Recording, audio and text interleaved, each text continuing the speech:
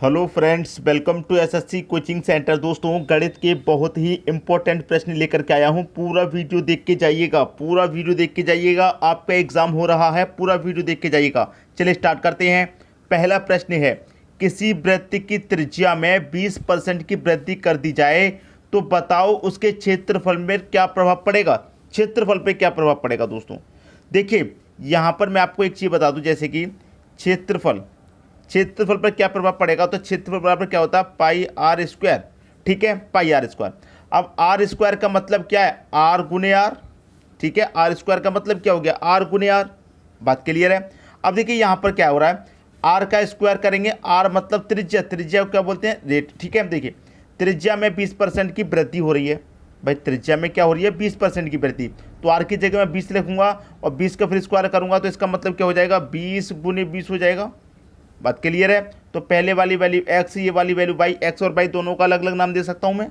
अब देखिए, x plus Y plus का एक्स वाई बट्टा 100। मैंने ये फॉर्मूला आपको बहुत बारी बताया है, बताया कि नहीं बताया, बिल्कुल बताया है। इसी फॉर्मूले से लगा लीजिए। ठीक है, एक्स कितना है आपका 20%, वाई भी आपका 20%। ठीक है, प्लस प्लस तो प्लस हो जाएगा, एक्स आपका 20, वाई भी आपका 20 बट्टे में 100। ठीक है, 2 जीरो से आपके 2 जीरो कट जाएंगे, 2 का मल्टीप्लाई 2 से करेंगे तो कितना हो जाएगा 4। 20 और 20 40, 40 में 4 जोड़ूंगा, कितना हो जाएगा भैया 44। 44%। कितना हो गया, 44%। तो इसका मतलब क्या है, यहाँ पर 20% की वृद्धि कर दी जाए तो बताओ क्षेत्रफल पर क्या प्रभाव पड़ेगा। क्षेत्रफल में क्या प्रभाव पड़ेगा भाई, क्षेत्रफल में 44% की वृद्धि हो जाएगी। ठीक है, 44% की वृद्धि हो जाएगी। 44% की वृद्धि सी ऑप्शन में बिल्कुल सही आंसर हो गया। अच्छा प्रश्न है, देखिए घबराइए मत, प्रश्न को लेवल ऐसा मत समझिए कि ये बहुत हार्ड प्रश्न है। क्षेत्रफल और पाई आर स्क्वायर। ठीक है, त्रिज्या आपको कितनी दे रखी है, 20। अब देखिए त्रिज्या 20 है, अब 20 के स्क्वायर करेंगे तो 20 के स्क्वायर को आप 20 गुने 20 लिख सकते हैं। भाई आर के स्क्वायर को आर गुने आर और 20 के स्क्वायर को 20 गुने 20। तो पहली संख्या एक्स, दूसरी संख्या 22, और ये फॉर्मूला आपको आता ही है। समझ में आ गई बात, आसान हो गया ना। अब गलती नहीं करनी है इस प्रश्न में। अब देखेंगे हम अगला प्रश्न।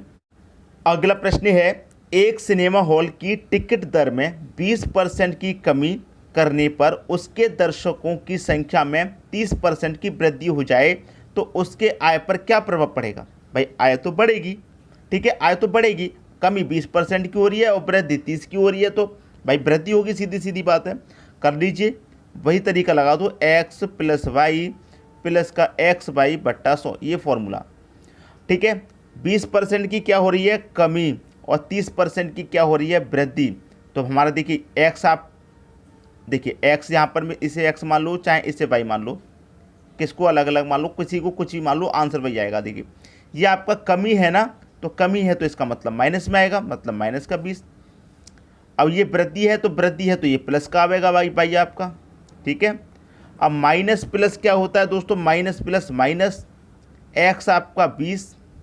ठीक है, एक्स आपका 20 और वाई आपका 30। ठीक है, बट्टे कितना 100।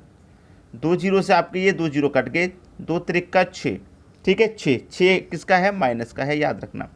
माइनस का 20 प्लस के 30 में से कट जाएगा तो बचेगा क्या, प्लस का 10, और ये कितना है, माइनस का 6 है। तो प्लस के 10 में से माइनस का 6 घटा दूंगा तो क्या आएगा, प्लस का 4 आएगा। 4% की क्या होगी, वृद्धि होगी। 4% की वृद्धि होगी, बी ऑप्शन सही हो गया। कुछ है इन प्रश्नों में ऐसा जो आपसे ना कर पाएँ, ऐसा कुछ भी नहीं है जो आपसे ये प्रश्न नहीं होगा, आसानी से होगा। और एग्जाम में अगर आए तो सबसे पहले करके आना। ठीक है, अब देखेंगे अगला प्रश्न। अगला प्रश्न है, चीनी के भाव में 20% की वृद्धि हो जाने से कोई गृहिणी अपनी खपत में कितने प्रतिशत कमी करे ताकि उसका खर्च केवल 8% बढ़े। भाई केवल 8% खर्च को बढ़ाना है। एक्स प्लस वाई प्लस का एक्स वाई बट्टे 100। आपने एक चीज़ नोटिस की, मैं सभी प्रश्नों को एक ही तरीके से करा रहा हूँ, ये सबसे अच्छी बात है दोस्तों। एक ही तरीके से मैं अलग अलग प्रश्नों को करा रहा हूँ। ठीक है, तो एक्स हो गया आपका, और ये क्या हो गया दोस्तों आपका वाई। एक्स आपको दे रखा है ये।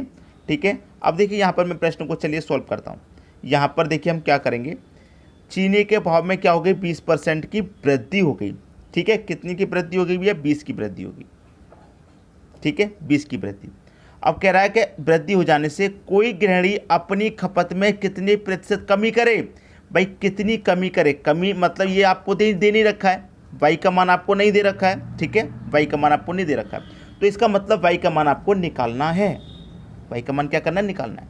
तो कितनी परसेंट की कमी करे, तो कमी कर रहा है ना, तो कमी कर रहा है तो माइनस का आएगा, तो इसका मतलब माइनस का y आपको निकालना है। ये प्लस ये माइनस, प्लस माइनस क्या होता है दोस्तों, माइनस होता है।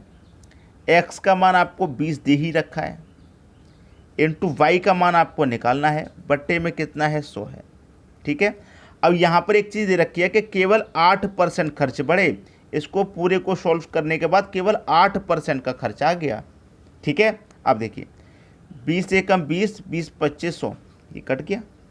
अब क्या बचा आपके पास, 20 माइनस वाई, ठीक है, माइनस का y, बट्टे में कितना है, ये 5 है, और बराबर में क्या है, ये 8 है। बात क्लियर है। अब देखिए सॉल्व करेंगे, ये देखिए मेरे पास बराबर के इधर 8 है, प्लस का 8 है, और मैं इसे इधर लेके आऊँगा तो माइनस का 8 हो जाएगा।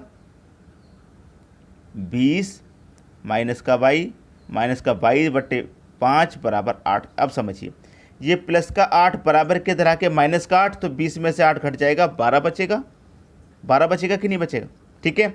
अब यहाँ पर ये जो संख्या है ये पलट के इधर आ जाएगी, ये जो संख्या है ये पलट के इधर आ जाएगी, तो ये प्लस की हो जाएगी, माइनस की है तो बराबर के इधर आके प्लस की हो जाएगी, ठीक है। तो ये आपका ये y, ठीक है, प्लस का y बट्टा 5, ये बराबर के इधर आ गई तो ये प्लस की हो गई, और ये इधर आके माइनस का हो गया, तो 12 में से कट गया। बात क्लियर है। इस प्रश्न में कुछ भी नहीं बचा, देखिए ये y हो गया, ये y हो गया। अब यहाँ पर क्या करना है, देखिए ये जो मेरे पास 12 है और यहाँ पर y प्लस y है, तो इसको 12 को मैं इन दो भागों में डिवाइड करूँगा, तो ये 6 और 6 के भाग में डिवाइड होगा, ठीक है। लेकिन हमको मान जो निकालना है वो एक y का निकालना है, दोनों y का तो नहीं निकालना, सिर्फ और सिर्फ एक y का निकालना है। तो इसका मान मैं कितना, y की जगह 6 रख दूंगा, इसका मान यहाँ से y हटा के इसका मान अगर मैं 6 रख दूंगा, 6 से 12 काटूंगा 2 बार, और 5 का पे 2 से होगा तो 10 हो जाएगा।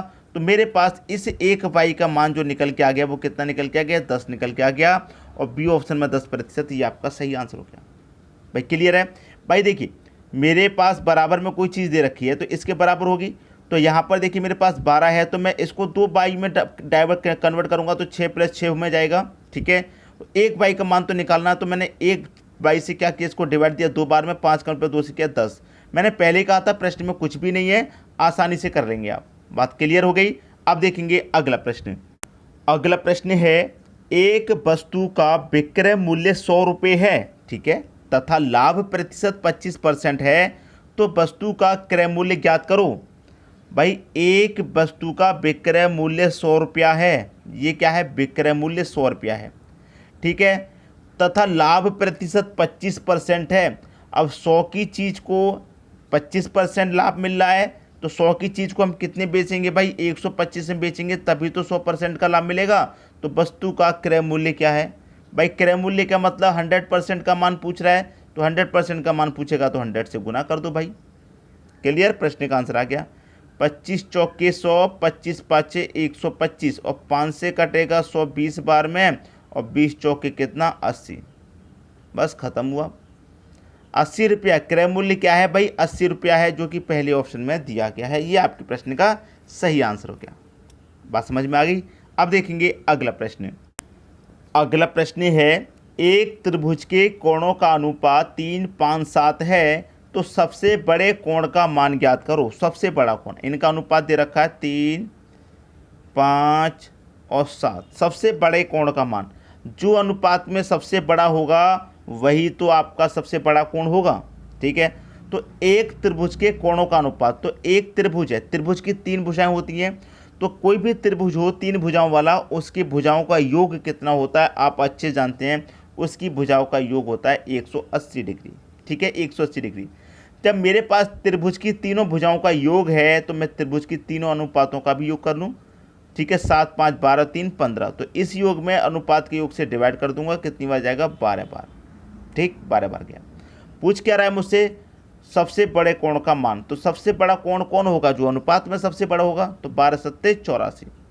सबसे बड़ा कोण कितना है, 84 डिग्री का। और सबसे छोटा पूछे तो 12 त्रिक का 36, सबसे छोटा कोण 36, और 12 पंजे 60। कोई सा भी कोण पूछ ले आप उसे बता देंगे, लेकिन सबसे बड़ा पूछा तो सबसे बड़ा कोण 84 है, जो कि सी ऑप्शन में दिया गया है। बात क्लियर है, सभी की समझ में आ गई। अब देखेंगे अगला प्रश्न।